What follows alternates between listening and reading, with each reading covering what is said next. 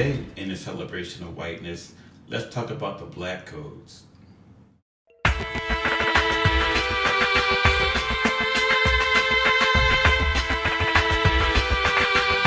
everybody, what's up? And welcome to Social Thoughts with Dr. Nick. And today, let's talk about something called the Black Codes.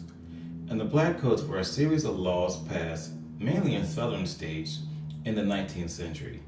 And needless to say, these laws had a devastating impact on the effect of the lives of former slaves.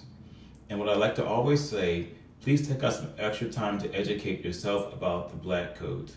This is just a quick video just to whet your appetite. So let's talk about that today. In the U.S., the Black Codes were laws passed by southern states in 1865 and 1866 after the Civil War. These laws had the intent and the effect of restricting African Americans' freedom and of compelling them to work in a labor economy based on low wages and debt. The Black Codes were part of a larger pattern of Southern whites trying to suppress the new freedom of emancipated black slaves. In the colonial period, colonies and states passed laws that discriminated against free blacks.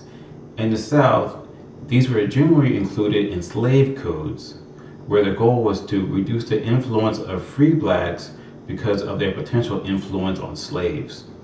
Restrictions included prohibiting them from voting, bearing arms, gathering in groups for worship, and learning how to read and write.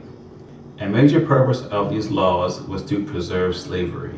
In the first 2 years after the Civil War, white-dominated Southern legislatures passed Black codes modeled after the earlier slave codes.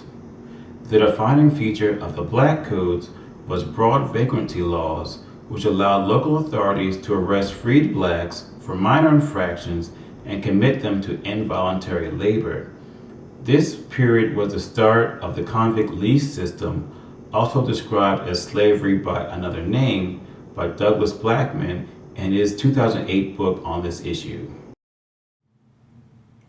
So yes, those Black codes were terrible for African Americans and people of color during that time. But as I close this video out, I just want to say something really quickly, because in my opinion, it seems like the Black codes in one form or another are still in full effect. Okay, just hear me out. I know it sounds crazy, but just think about it for a second. Because, okay, yes, we now have access to guns and we can bear arms, but we're really good at shooting each other. Number two, as you just saw in the 2016 election, they're passing new voter restricting laws or restrictive laws in communities of color to keep us from voting. Number three, they really like to cut funding in education. So they really, honestly, it seems like they don't want us to learn how to read and write still. And number four, they're talking about how we can't gather in groups to pray. But I guess we can gather in groups to pray only if it's to the acceptable God. So just something for you guys to think about. And on that note, I'm out. You guys have a great day. Stay tuned, and I will talk to you soon. All right. Bye.